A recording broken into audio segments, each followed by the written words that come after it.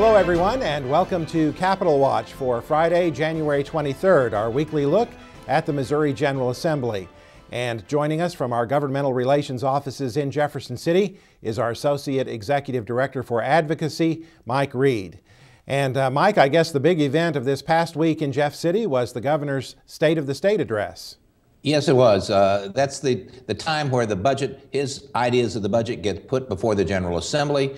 It's the kickoff. It's his ideas where he believes the state is going to go. It's the start of the conversation between the legislature and the executive branch on how each of them have ideas about running the state of Missouri. So it is the kickoff event. That's right. And of course, the governor did mention education in his speech. And let's take a look at some of his remarks about education during the State of the State address. Education is the great equalizer, because when every child has a quality education, every child has the opportunity to succeed.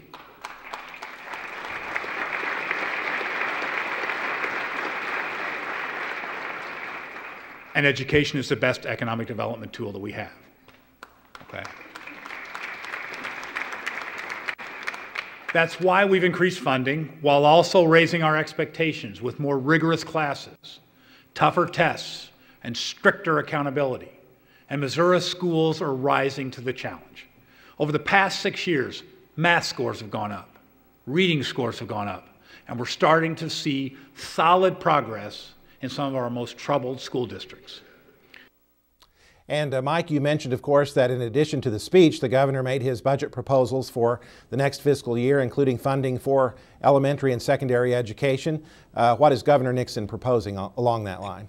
Governor Nixon is proposing an increase of $50 million plus, if the legislature will go along with various changes, up to $150 million increase in funding for public education. We need an increase in public funding.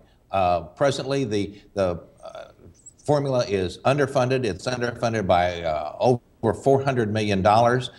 And in order to make sure that children receive the education they need in the state of Missouri, we need that.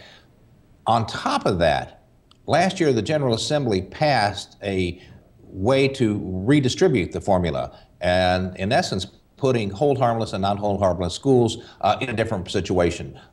So some schools will receive more money, some schools will receive less money. It's very, very important that our members look at the projections to see where they are in the coming year with the changes in the formula foundation, the foundation formula, and how it's distributed. The bottom line of how to fix that, and that is the fix is someplace between 70 to 100 to $125 million. It's a kind of a wispy figure out there that no one is exactly sure about yet. The way to fix it is fully fund the formula. If you fully fund the formula, then we will not have this problems of taking from one district and giving to another, having hold harmless receive one way and non-hold harmless receive another way. We have members on both sides of this issue. It's extremely important that our members see where they are and how this is going to affect them. And that means having more money put into their districts in the next year. And speaking of the state budget, Mike, legislative committees began hearings this week on the state budget, didn't they? Yes, they have. Both the Senate and the House have stated that they are going to try to move the budget on a fast track this year.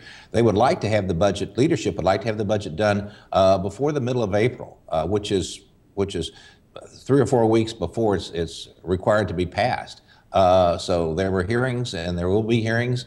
There's a push in the House to have much of it done on the House side by the middle of February. So it's going to be an interesting year on the budget this year. And Mike, there's a new committee structure in place on the House side this year. It's a little more complicated than in the past. Can you explain that? Yes, there are several new committees in the House. There's the House Education Committee, there's the House Select Education Committee, and there is the Emerging Issues in Education Committee. The House Elementary and Secondary Education and the Emerging Issues in Elementary and Secondary Education will hear bills. They will then be referred to the Select Committee on Education, who will review those bills, perhaps rewrite them, and then push them on the calendar. The elementary and secondary is headed by Kathy Swan. Emerging issues is Lyle Rowland, and the select committee is Mike Lair. So it's going to be an interesting situation. The two education committees, the emerging issues and elementary and secondary, will be meeting on Monday. In the past, they have met on, education committees have met on Wednesday. They will be meeting on Monday.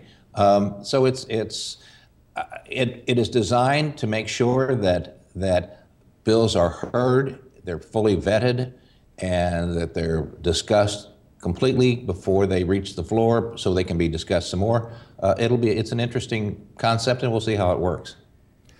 Another important announcement this week, Mike, involving MSBA is the formation of a partnership with a couple of other associations, the Missouri Municipal League and the Missouri Association of Counties. Tell us about that.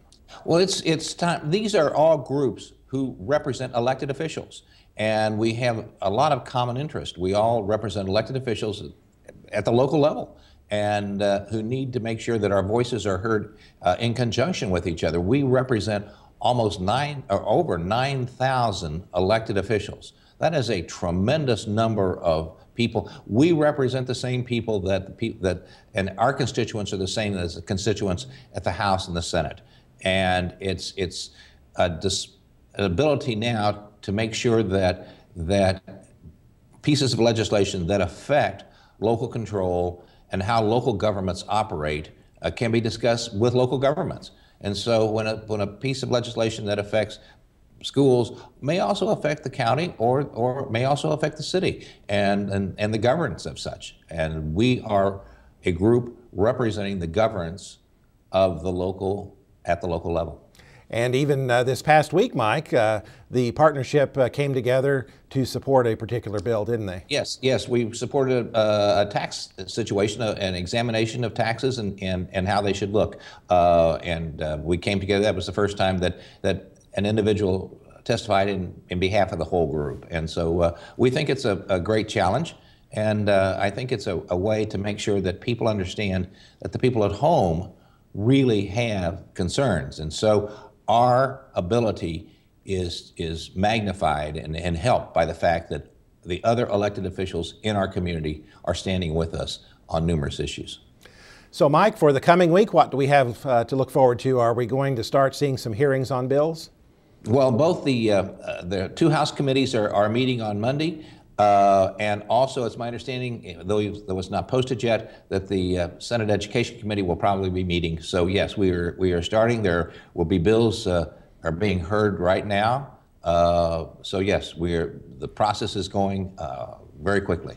All right, things are beginning to happen in Jefferson City, Mike, and we appreciate all your information and insight into the developments in the Missouri General Assembly. And of course, we'll be keeping you up to date on happenings as far as education legislation is concerned through our weekly Legislative Voice newsletter you receive in your email every Friday.